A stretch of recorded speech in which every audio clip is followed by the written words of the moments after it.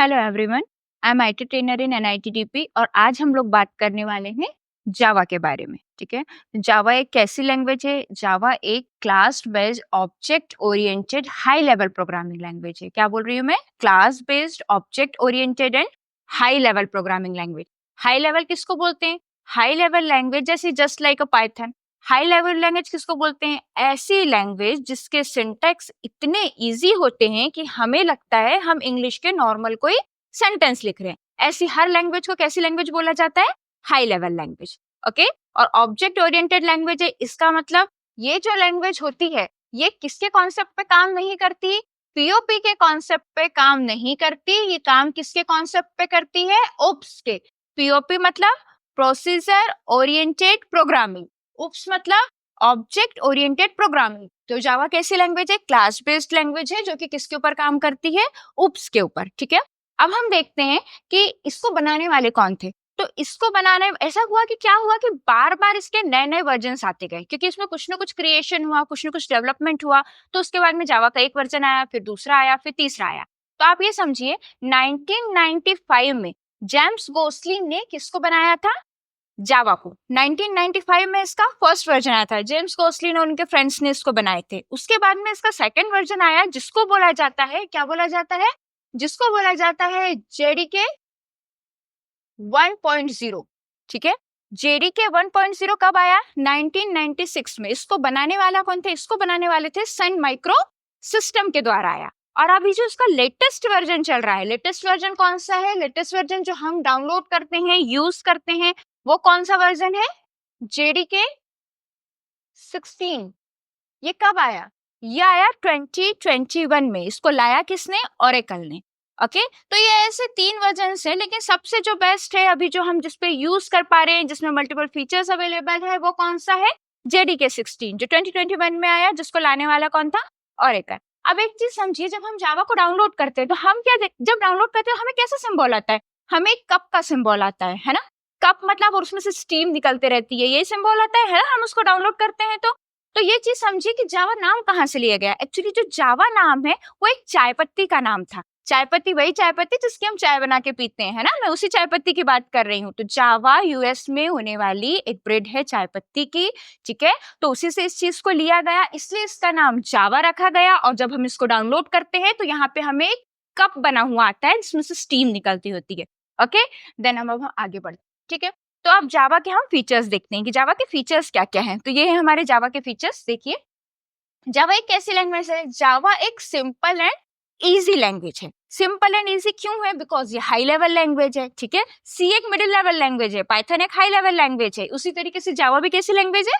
High level language है। Open source है, because जब हम इसको डाउनलोड करते हैं तो डाउनलोड करने में हमें कुछ पेमेंट नहीं करना होता, फ्री में डाउनलोड हो जाती है। ठीक है, और इजिली हम इसको यूज भी कर पाते हैं। किसको? जावा को, बिकॉज ये ओपन सोर्स है। Platform independent.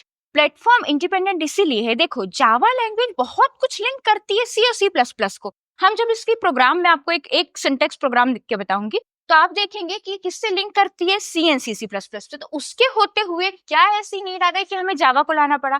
क्योंकि वो जो प्रोग्राम्स बनते हैं वो कैसे होते हैं? प्लेटफॉर्म डिपेंडेंसी होती है। और ये प्रोग्राम्स कैसे होते हैं? प्लेटफॉर्म इंडिपेंडेंट होते हैं। इट मीन्स आपने इसका एक बार बाइट कोड लिख दिया, ठीक है, तो बाइट कोड लिखने के बाद में आप उसको विंडोज पे रन कर लीजिए, लिनक्स पे रन कर लीजिए, मैक पे रन कर लीजिए, यहाँ आपको कोई बाउंड्री नहीं आएगी। ठीक है, इसलिए इसको बोलते हैं प्लेटफॉर्म इंडिपेंडेंट। और एम्बेडेड क्यों कहते हैं? एम्बेडेड एक ऐसी लैंग्वेज होती है जो कि बेस्ड होती है दूसरी लैंग्वेज पे। जैसे कि मैंने आपको बताया सी सी प्लस प्लस। सी सी प्लस प्लस में जिस तरीके के हम सिंटेक्स लिखते हैं, जस्ट लाइक सिंटेक्स हम किसके अंदर लिखते हैं? जावा के अंदर। दैट्स व्हाई ऐसी कोई लैंग्वेज जो दूसरी लैंग्वेज से ली गई हो, जिसपे बेस्ड हो जिसके सिंटेक्स, ऐसी लैंग्वेज को एम्बेडेड भी कहा जाता है। तो ये भी इसके कैसे है? फीचर्स है। अब एक चीज समझिए, व्हाई वी यूज जावा। तो जावा के अलग अलग पैटर्न होते हैं, मतलब हम कैसे करते हैं? स्टेप बाय स्टेप चलते हैं जावा में। तो सबसे पहले हम देखते हैं जावा कोर। जावा कोर क्या होता है? जावा कोर का यूज किया जाता है सॉफ्टवेयर डेवलपमेंट में।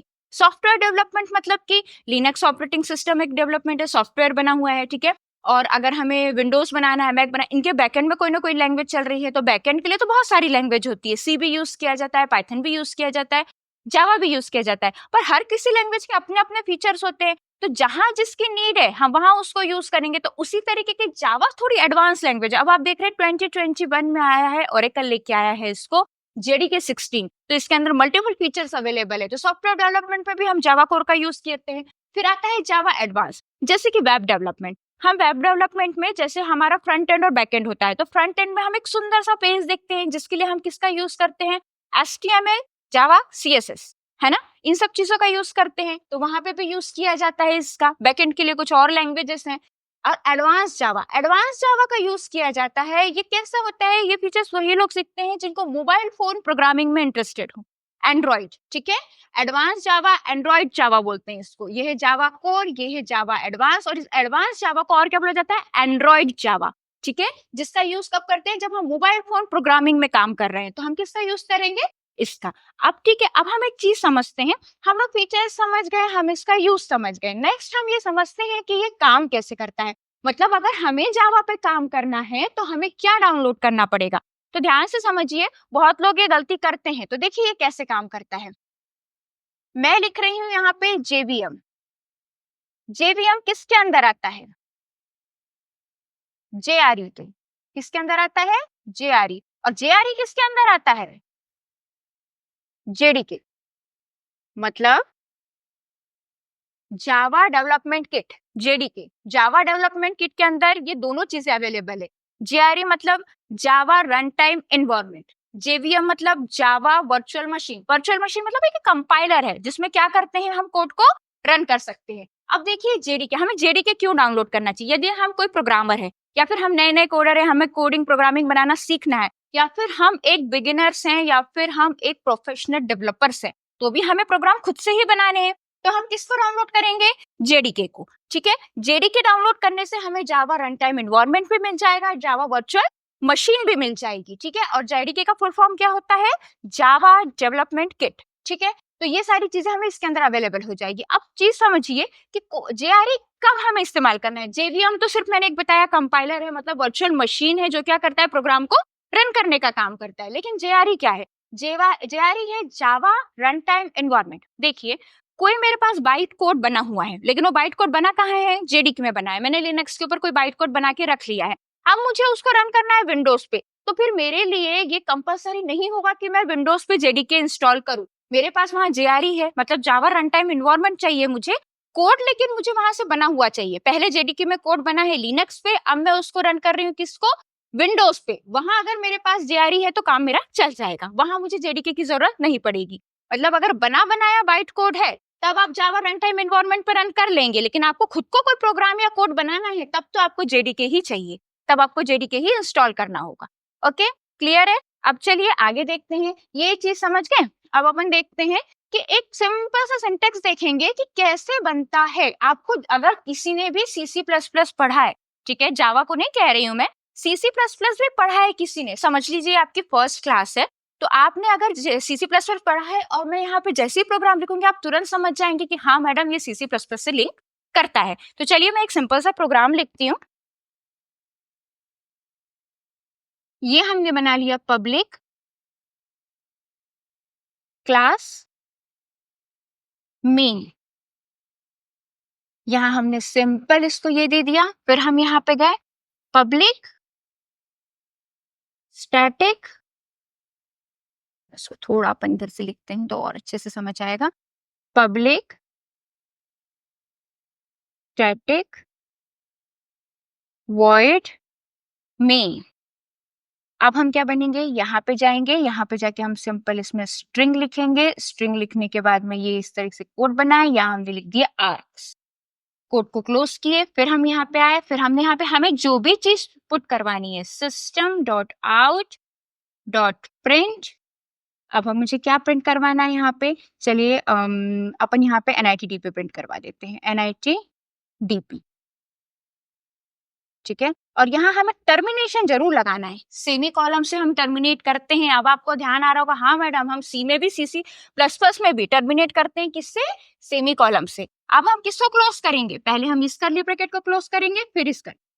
अब हम किसी भी प्रोग्रामिंग को पढ़ रहे हैं, चाहे हम C++ पढ़े, जावा पढ़े, पाइथन पढ़े, जावा स्क्रिप्ट पढ़े या एनीथिंग, ठीक है, हमें हमारे हर सिंटेक्स का, हर प्रोग्राम में जो जो चीज लिख रहे हैं उसकी मीनिंग पता होनी चाहिए। तो मैंने आपको स्टार्टिंग में ही बोला था जावा एक कैसी लैंग्वेज है, जावा एक class based object oriented language है। ठीक है, तो क्लास बेस्ड मतलब ये जो बन रही है ये किसके अंदर बन रही है, क्लास के अंदर। मतलब पूरा प्रोग्राम कहाँ बन रहा है, क्लास के अंदर। कौन सी क्लास के अंदर, मेन की क्लास के अंदर। जावा में एक चीज ध्यान रखिएगा, जब आप यहाँ पे पब्लिक क्लास मेन लिखते हैं तो मेन के अलावा यहाँ पे आप XYZ ABCD खुद का नाम, फंक्शन कुछ भी लिख सकते हैं। ठीक है, लेकिन जो आप यहाँ पे नाम देंगे उसी नाम से आपको वो जावा की फाइल सेव करनी पड़ेगी, तभी आपका प्रोग्राम रन होगा। बहुत से लोग ये गलती करते हैं कि प्रोग्राम तो लिख लेते हैं, फिर सोचते हैं कि प्रोग्राम रन क्यों नहीं हो रहा। तो प्रोग्राम रन क्यों नहीं होगा, क्योंकि जो आप यहाँ पे, जैसे कि आपने ये मेन लिखे है ना, तो अब आपको फाइल जब सेव करनी है तो सेव किस नाम से करनी है, सेव करनी पड़ेगी आपको main.java। जब आप main.java के नाम से फाइल को सेव करेंगे तभी आपका प्रोग्राम रन करेगा, नहीं तो आपको बार बार एरर बताएगा। ठीक है, तो ये एक माइनर सी चीज ध्यान रखिएगा, जो यहाँ नाम है वो यहाँ पे उस नाम से .java नाम से सेव होगी चीजें। ठीक है, अब अपन आगे बढ़ते हैं। अब अपन समझते हैं क्लास क्या होती है। जो उप्स जानते हैं उनको तो पता है कि क्लास क्या होती है, जो नहीं जानते मैं उनके लिए बताती हूँ। क्लास को बोला जाता है ब्लूप्रिंट। क्लास को क्या बोला जाता है, ब्लूप्रिंट। ये कैसे ब्लूप्रिंट की बात कर रही हूं मैं, समझिएगा इस चीज को।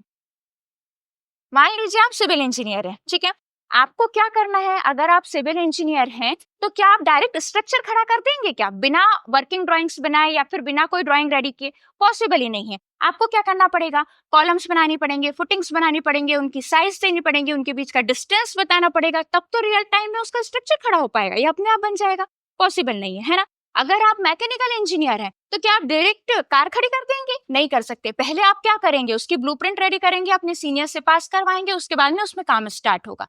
जस्ट लाइक दैट, जब हम क्लास बना रहे हैं तो क्लास बना रहे हैं मतलब हम ब्लूप्रिंट बना रहे हैं। मैं आईटी की बात कर रही हूँ, अब हम सिविल मैकेनिकल की हमने सिर्फ एग्जांपल दिया, अब हम वापस अपने आईटी पे आ जाते हैं। तो क्लास बना रहे हैं, तो क्लास बना रहे हैं मतलब हम यहाँ पे ब्लूप्रिंट रेडी कर रहे हैं, किसके लिए, अपने प्रोग्राम का स्ट्रक्चर बनाने के लिए। समझ गए, क्लास एक ब्लूप्रिंट है जिसके अंदर हम अपने प्रोग्राम का स्ट्रक्चर बनाना चाह रहे हैं, दैट्स व्हाई हमने इसको क्रिएट किया है। ठीक है, अब हम इसको लिख रहे हैं पब्लिक क्लास मेन। फिर से मैं रिपीट कर रही हूँ, जो नाम यहाँ रहेगा उसी नाम से फाइल बनेगी, .java लिखा जाएगा आगे और सेव होगी। अब देखिए हम यहाँ देख रहे हैं पब्लिक स्टैटिक वॉइड मेन। अब जो ये मेन है, यहाँ कंपलसरी नहीं है मेन लिखना, बट यहाँ कंपलसरी है मेन लिखना। यहाँ आप XYZ कुछ भी लिख सकते हैं। यही जो मेन है, प्रोग्राम स्टार्ट भी यही हो रहा है और प्रोग्राम एंड भी इसके अंदर ही हो रहा है। मतलब ये जो यहाँ से जो स्टार्टिंग हो रही है, तो स्टार्ट और एंड, ये तो मैंने वो सिंपल सा NITD पे प्रिंट करवाए। यहाँ तो हम बहुत बड़े बड़े और अच्छे प्रोग्राम्स बना लेते हैं, है ना, जैसे हम C++ में बना लेते हैं वैसे जावा में भी बनते हैं हर प्रोग्राम। तो ये जो हम मेन लिख रहे हैं, तो ये चीज को समझिएगा ध्यान से कि जब हम ये मेन लिख रहे हैं इसके अंदर ही प्रोग्राम पूरा स्टार्ट हुआ है और इसी के अंदर एंड हुआ है। अब ये चीज समझिए, इस मेन को हमने पब्लिक बना के क्यों रखें, पब्लिक बना के इसलिए रखें क्योंकि मैंने आपको एक एग्जांपल बताया था, जेडीके के अंदर JRE और JVM है। तो JVM यानी जावा वर्चुअल मशीन। तो अगर कोई ऐसा है ना, मैंने आपको बोला कि हर कंप्यूटर में हमको जेडीके इंस्टॉल करना कंपलसरी नहीं है, हमारे पास बाइट कोड है तो हम JVM के या JRE के थ्रू से भी उसको रन कर सकते हैं।